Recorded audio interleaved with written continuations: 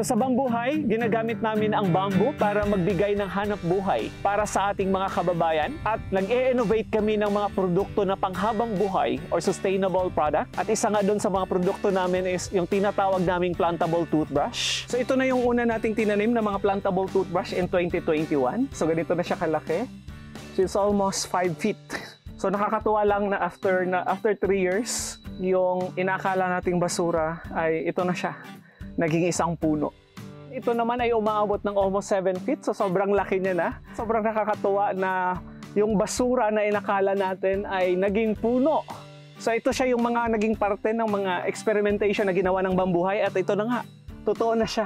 Tumubo at dito sa lugar na to, may mga tinanim din na avocado, papaya, langka. So ano na siya, isang buong biodiversity na talaga yung nabuo natin dito na kung saan mayroong pagkain, yung mga komunidad natin, yung mga ano natin is nagtatribe, yung mga native trees natin nagtatribe. So this is regenerative reforestation program ng Bambuhay.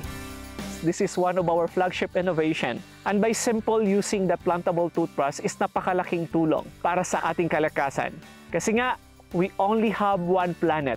And it takes one person to take care of it. And it starts with you, starts with me, and together we can have a better future.